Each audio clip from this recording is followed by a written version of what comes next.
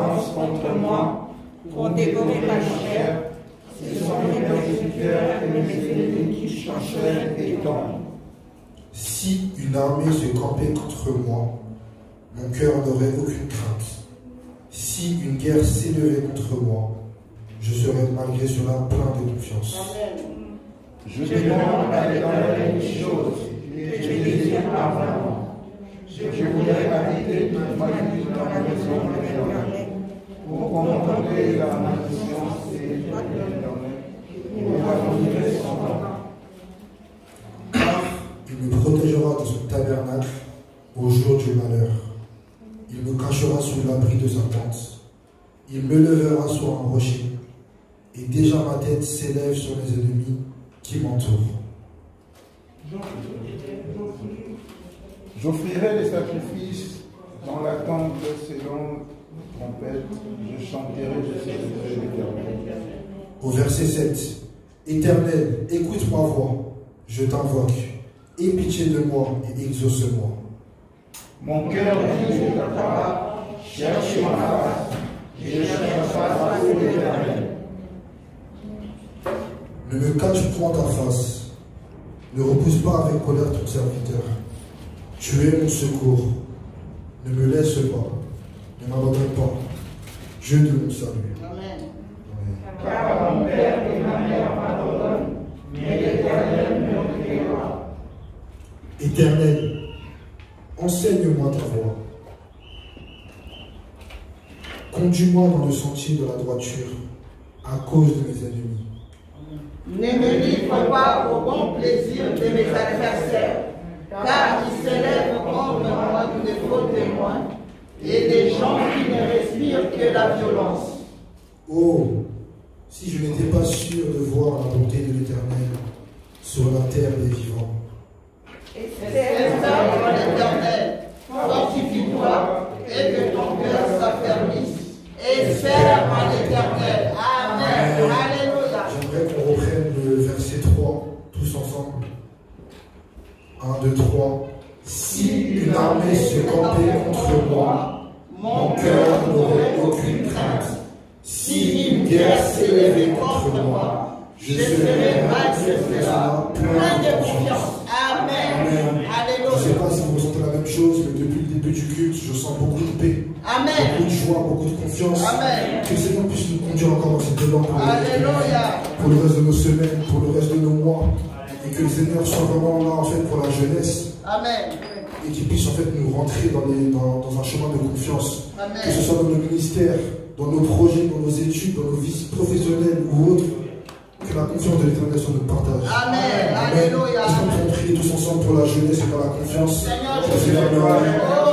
Seigneur, je te prie de ta parole, Seigneur. Je te prie de ta parole aujourd'hui.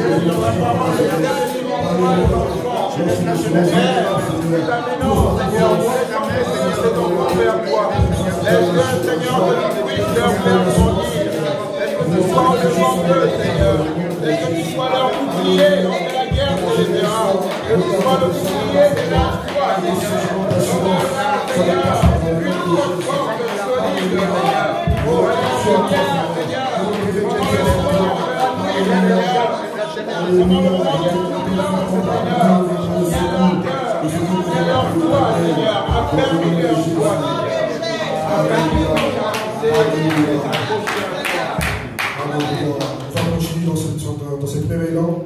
On va prier pour la protection de la jeunesse de l'Église, ainsi que la consécration.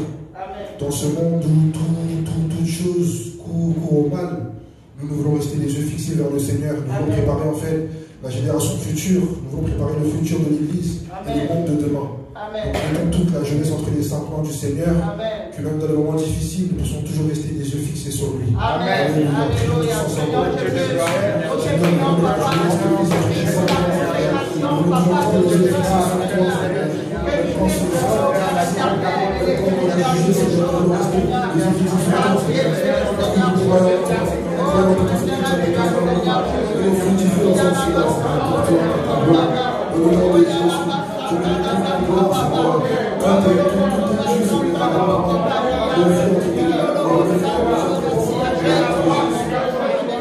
Que la la jeunesse soit sanctifiée, que la jeunesse soit bénie dans le nom de Jésus.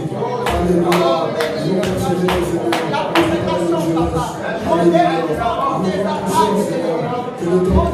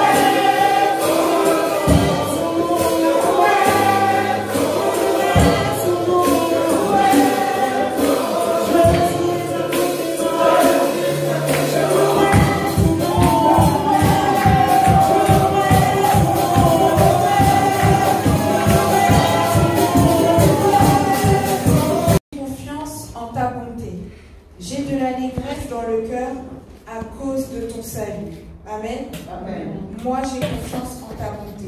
Et on va lire aussi le psaume 57 au verset 11. Psaume 57 au verset 11 qui nous dit « Car ta bonté atteint jusqu'aux cieux et ta fidélité jusqu'aux nues. » Amen. Amen. Que Dieu vous bénisse, vous vous asseoir. Donc moi, aujourd'hui, je voulais plus faire plutôt un encouragement pour chacun d'entre nous. Je voulais vraiment vous encourager pour que l'on puisse être fortifié par cette parole. Et en fait, le titre de cet encouragement, c'est la bonté et la grâce de Dieu. Amen. Donc comme on a lu dans le psaume 13, c'est un psaume de David qui dit « moi, j'ai confiance en ta bonté. Amen. Et le roi David n'a pas eu un parcours facile tout le temps. Il a eu des ennemis, il a eu des combats, mais il écrit « Moi, j'ai confiance en ta bonté. » Amen. Amen. Et nous avons souvent entendu parler de la bonté de Dieu. Ce n'est pas la première fois que vous entendez ce sujet, de son immense bonté qui atteint jusqu'aux cieux, jusqu'aux nues, comme on a lu dans Psaume 57. Mais qu'est-ce que la bonté de Dieu? La bonté est définie comme la disposition de quelqu'un à être bienveillant, à être compatissant et à être charitable. Et la bonté de Dieu est l'une des plus belles choses sur laquelle l'homme peut s'appuyer. Car cela signifie que nous pouvons compter sur la bienveillance de Dieu à l'égard de chacun d'entre nous. Amen. Amen. Nous savons que Dieu, en fait, sera bon envers nous, il sera bon envers toi, il sera bon envers ton voisin, peu importe en fait les difficultés par lesquelles tu passes. Il faut qu'on se souvienne que Dieu est bon. Et il est compatissant envers nous.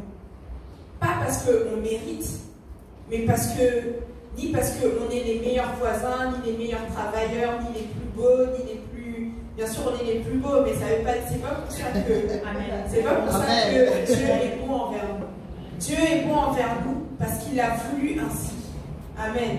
C'est un choix qu'il a fait. Il a dit, mon fils, ma fille, je suis bon pour toi, je veux être bon pour toi. Peu importe si tu tombes, si tu trébuches, si tu ne sais pas quoi faire, moi je suis bon à ton égard. Amen. Cependant, lorsqu'il nous arrive des choses imprévues, lorsque la maladie surgit, lorsque la mort survient, lorsque le chômage arrive, est-ce que Dieu est toujours bon envers nous?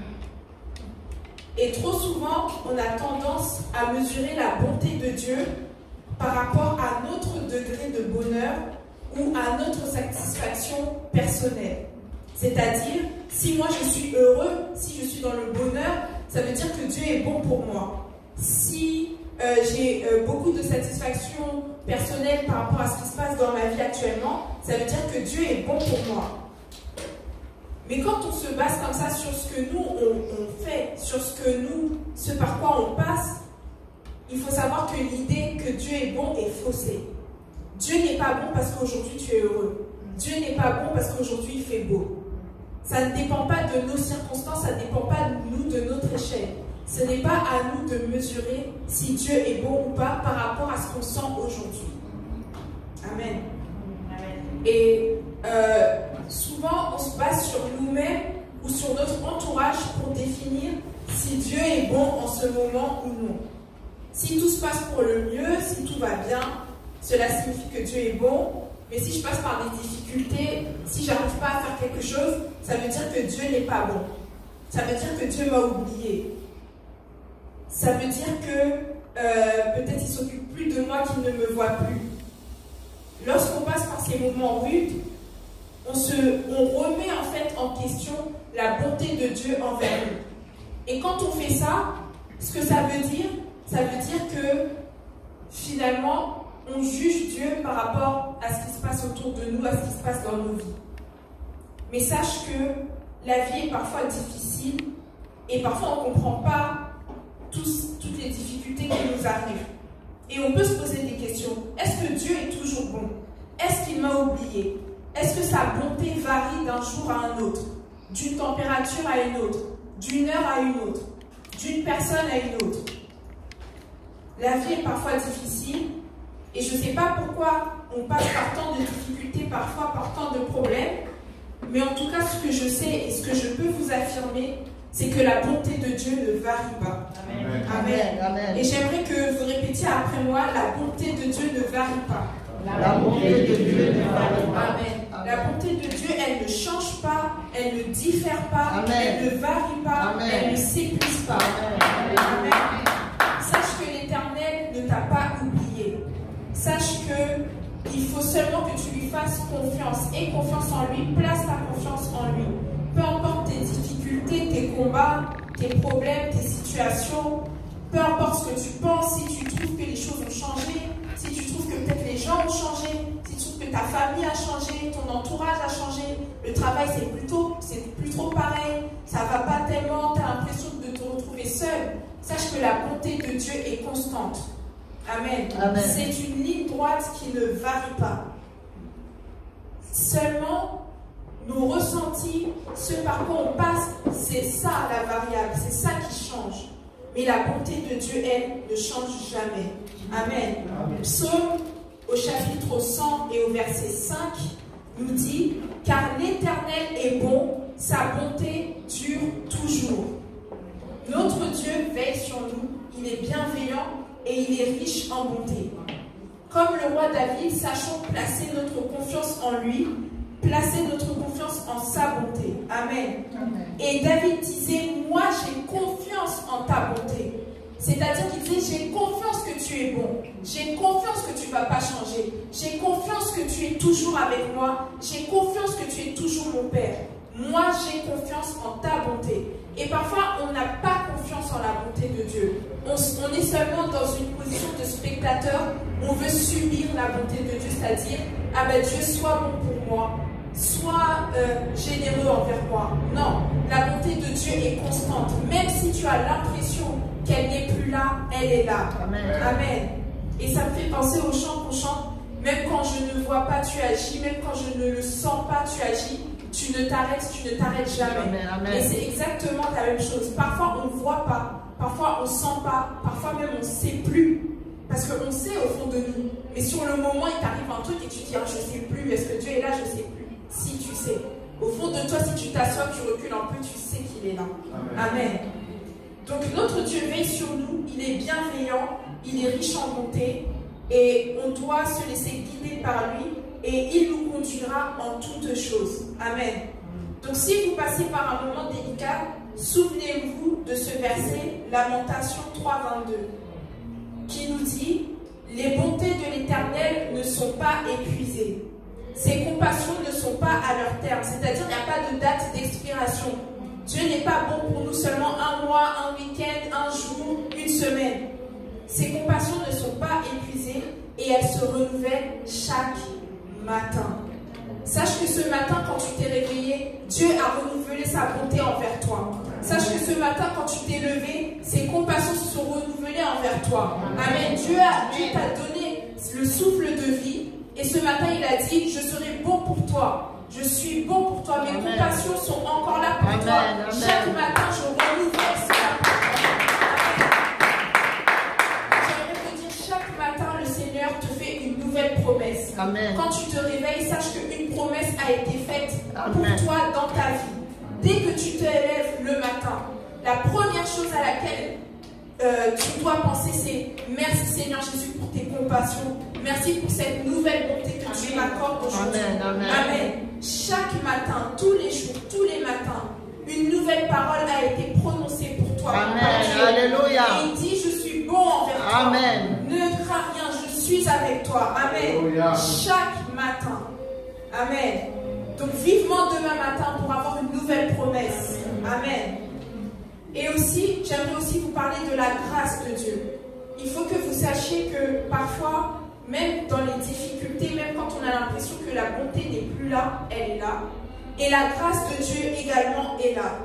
Amen. Romains 6, 23 nous dit, car le salaire du péché, c'est la mort, mais le don gratuit de Dieu, c'est la vie éternelle en Jésus-Christ notre Seigneur. Le don gratuit de Dieu, c'est sa grâce. La grâce est un cadeau de Dieu. C'est un cadeau qu'on ne méritait pas, c'est un cadeau qu'on ne devait pas avoir. La grâce, qu'est-ce que ça veut dire? La grâce, c'est la clémence, c'est l'indulgence, c'est une faveur, c'est un cadeau. Donc quand on est pécheur, on est pécheur du moment, à partir du moment où on prend notre première respiration et jusqu'à la dernière. Mais la grâce de Dieu agit dans nos vies. Et c'est par grâce que nous sommes sauvés. C'est par grâce que nous sommes là. C'est par grâce que je parle de Dieu. C'est pas parce que je mérite quelque chose. C'est parce que sa grâce agit. Amen. C'est par sa grâce que nous, on peut dire je suis un enfant de Dieu. Amen. Amen. Parce que qu'est-ce qu'on a fait pour être un enfant de Dieu? Est-ce qu'on a mérité d'être un enfant de Dieu? Est-ce qu'il y a quelque chose qu'on a donné à Dieu? Est-ce qu'on a payé un prix? Non, on n'a rien fait de tout ça. Mais sa grâce agit. Amen. Amen. Et j'aimerais te dire aussi que la grâce de Dieu, c'est une virgule. Ça n'est pas un point dans ta vie. C'est-à-dire que quand tu as l'impression que rien ne va, quand tu as l'impression que tu n'es pas légitime, la grâce de Dieu vient mettre une virgule à ça. Vient mettre une virgule à ta pensée. Si tu penses, oui, je ne suis pas légitime, Dieu dit, attends, je mets une virgule et je mets un mais pour te dire que mais la grâce est là. Amen. C'est pas un point de dire, je ne suis pas légitime et puis point et puis c'est fini et puis comme ça, on est jugé par nos actions et par qui nous sommes. Non. C'est la grâce de Dieu qui nous justifie. C'est par sa grâce. Et à quoi sert cette grâce? Acte 15 nous dit, au verset 11, mais c'est par la grâce du Seigneur Jésus que nous croyons être sauvés de la même manière que. La grâce produit le salut. Donc la foi, la repentance, les baptêmes, baptême d'eau, baptême du Saint-Esprit, et ainsi que la vie de sanctification. Tout ça, tout ce processus que l'on vit, c'est par la grâce de Dieu. Et dans chaque étape, la grâce de Dieu agit dans nos vies. Le salut n'est pas une récompense pour les meilleurs, pour les justes. Le salut est pour tous. C'est un cadeau pour les injustes. C'est un cadeau pour ceux qui étaient brisés. C'est un cadeau pour ceux qui étaient meurtris. C'est un cadeau pour ceux qui ne croyaient plus. C'est un cadeau pour ceux qui étaient dans les ténèbres. C'est un cadeau pour ceux qui étaient dans la boue. C'est un cadeau pour nous tous. Amen. Il n'y a pas quelqu'un qui mérite mieux que l'autre le salut. Le salut est pour tous. Et elle a été donnée par grâce. Parce que Dieu est bon. Amen. Éphésiens 2, au verset 8 et 9, nous dit, en effet, vous êtes sauvés grâce à la bonté de Dieu et parce que vous croyez. Cela ne vient pas de vous, donc cela ne vient pas de moi. C'est Dieu qui vous donne le salut. Ce salut ne vient pas de vos actions à vous, donc personne ne peut se vanter. Amen. Personne ne peut se vanter d'être mieux. Et personne ne peut se vanter d'être sauvé, puisque le salut est pour tous. Amen. Et que cela ne vient pas de nous. Si je suis sauvé, cela ne vient pas de moi. C'est parce que Dieu, par sa grâce, m'a accordé son salut et que j'ai accepté ce cadeau. Parce qu'il faut aussi l'accepter. Le salut est un cadeau pour tous, mais tous n'acceptent pas de suivre les étapes afin d'être sauvés. Et c'est pour ça que l'évangélisation aussi est importante. Amen. Afin d'annoncer ce cadeau, d'annoncer cette grâce que nous avons tous reçue. Amen. Amen. Il est écrit, je vous écris parce que des hommes mauvais sont venus en secret parmi vous. Ils tordent le message d'amour de notre Dieu afin de pouvoir se conduire n'importe comment. Ils rejettent Jésus-Christ, notre seul Maître et Seigneur. Depuis longtemps, les livres saints ont annoncé leur terrain. Quand on a cette attitude, c'est comme si le cadeau qu'on vous a offert, vous le mettiez par terre et vous le piétinez. Certes, le Seigneur est bon. Certes, sa grâce est là pour nous tous. Mais en aucun cas, nous devons piétiner sa grâce. En aucun cas, nous devons négliger le message d'amour de notre Dieu. Amen. Romains 6 au verset 1 nous dit, que dirions-nous donc? Demeurerions-nous dans le péché afin que la grâce abonde? Loin de là. Qu'est-ce que ça veut dire? Ça veut dire que on ne peut pas délibérément faire quelque chose, pécher contre Dieu et demeurer dans le péché parce qu'on sait que la grâce abonde. Certes, quand le péché abonde, la grâce surabonde, mais nous aussi, nous avons notre part de responsabilité dans ça. Nous aussi, nous devons prendre cette grâce et ne pas demeurer dans le péché. Romains 12, 1 nous dit, frères et sœurs chrétiens, Dieu est plein de bonté pour nous.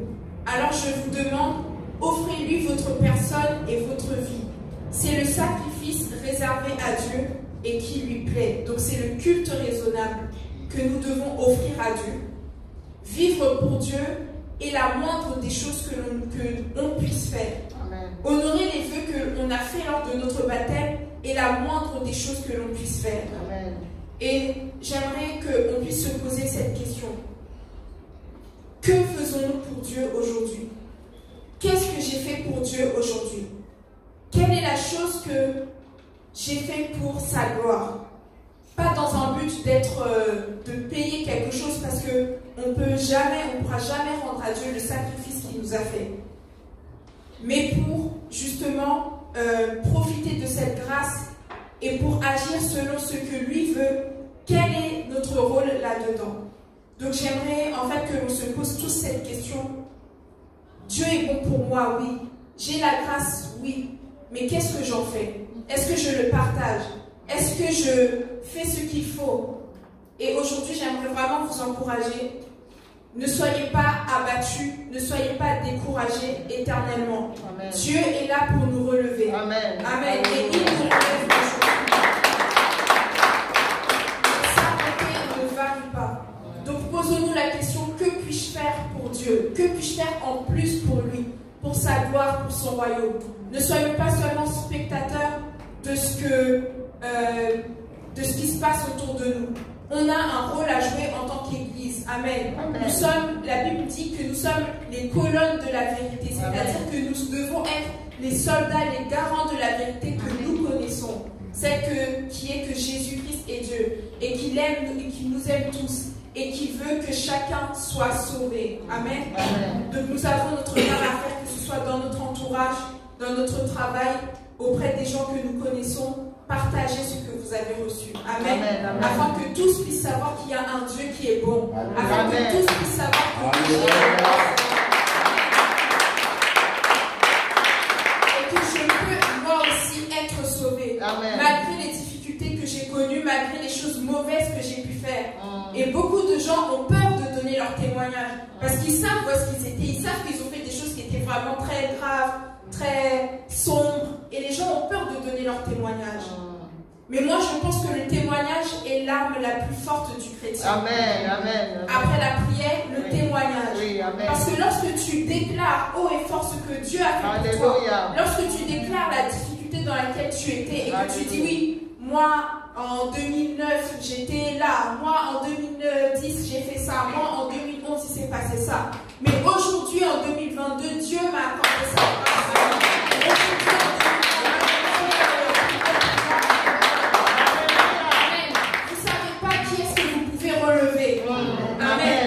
J'aimerais aussi dire à la sœur Ketia qui peut-être a fait son témoignage là tout de suite, sache que Dieu a été bon pour toi Ketia et que sa grâce est sur toi. Amen. Et son témoignage m'a vraiment touchée parce que même si je connaissais son histoire, j'avais pas vraiment tous les détails et la manière dont elle a raconté m'a vraiment touchée. Sache que aussi c'est une arme que tu viens de lâcher. Quand tu dis un témoignage fort comme ça, quelque chose que tu avais peur de dire, parce que tu voulais pas blesser un tel, parce que tu voulais pas qu'on te voie comme ci, parce que tu voulais pas cela. Lorsque tu délivres un témoignage de là où tu étais, de ce que Dieu a fait pour toi, tu es en train de semer un peu de foi dans chaque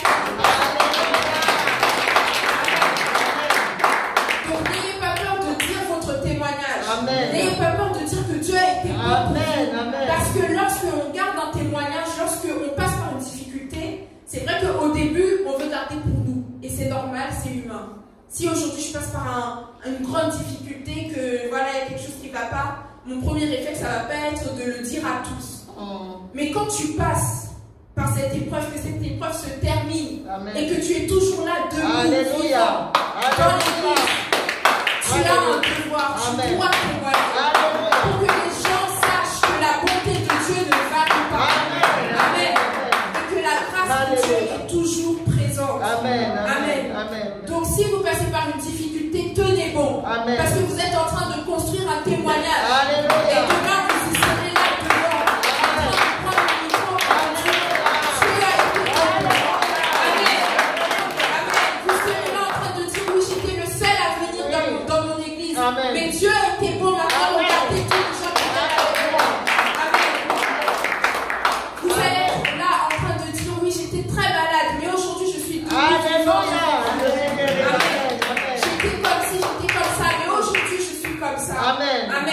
La grâce de Dieu est une virgule, c'est-à-dire qu'il y a la suite. Amen. Ce n'est pas un point final. Amen. Votre situation n'est pas un point final. Amen. Donc j'aimerais qu'on se lève et qu'on prie et qu'on puisse réaliser que la bonté et la grâce de Dieu ne changent pas, que sa bonté et sa grâce est toujours présente. Amen. N'hésitez pas à donner votre témoignage, n'hésitez pas à partager autour de vous le message de l'évangile. Amen. Peut-être que vous n'êtes pas quelqu'un qui connaît la Bible par cœur, qui sait tout, ou encore, on est tous en train d'apprendre. Mais par contre, une chose que vous savez très très bien, c'est votre propre témoignage. C'est ça.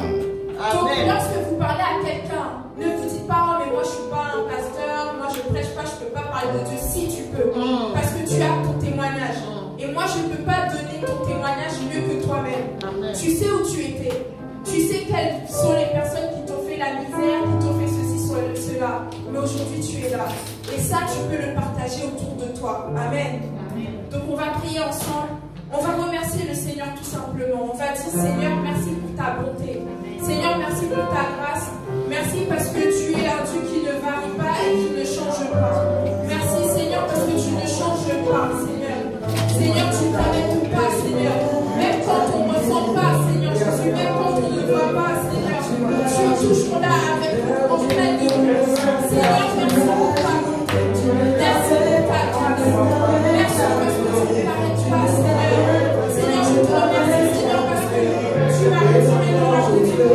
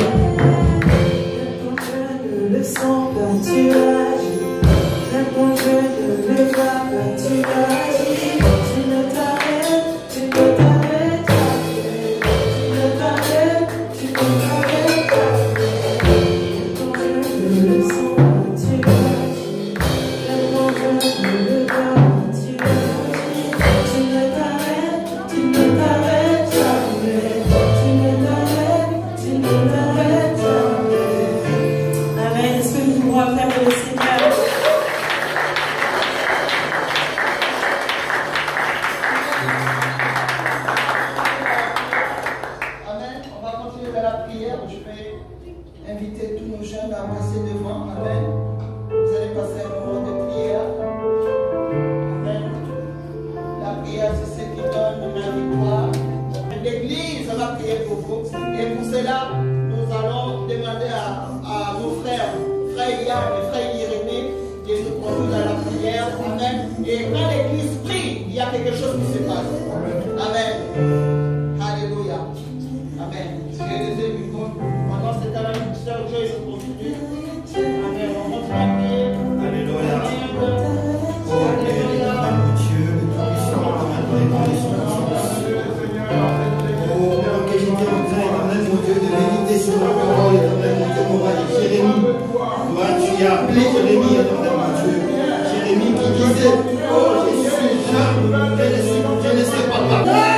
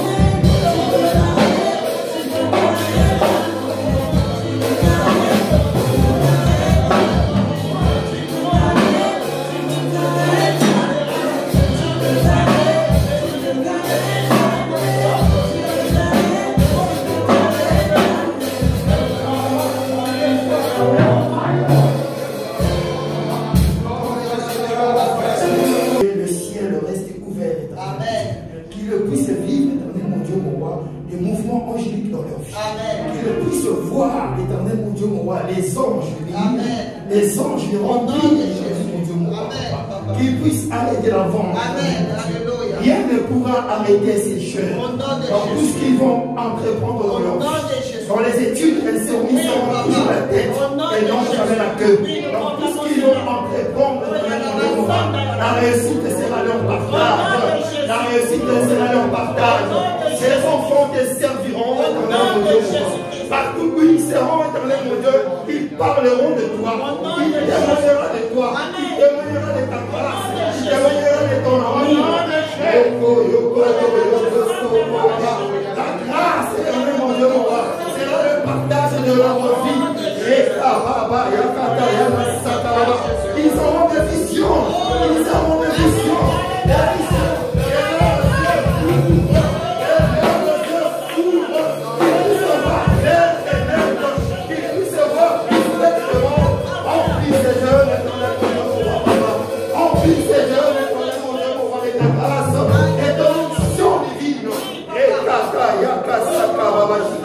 C'est eux qui vont influencer les monde.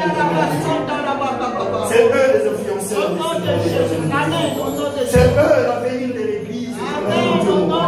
Oh Père, l'intelligence et la sagesse éternelle qui soit les partages de leur enfant. Oh tout-puissant, le maître des circonstances. Garde ces jeunes et utilise-les puissamment pour la gloire dans le nom puissant de Jésus-Christ. Alléluia. Amen. Amen.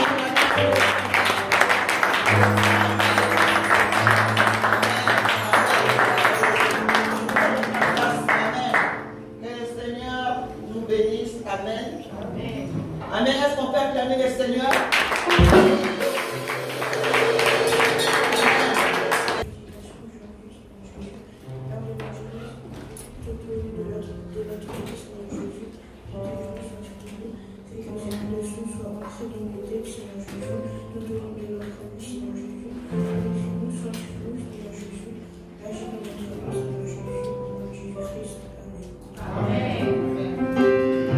Oui, j'ai décidé.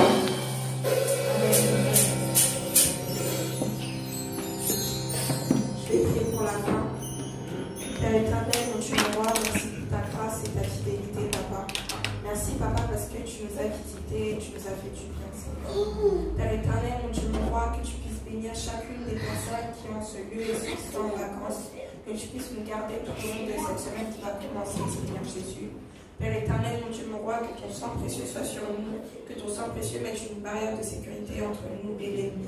Dans le nom puissant de Jésus-Christ, Papa, que tu puisses nous accompagner comme à l'aller durant notre retour, Seigneur, dans le nom puissant de Jésus-Christ. Amen. Amen. Ne partez pas, on va partager quelque chose, un petit agape entre eux. Amen.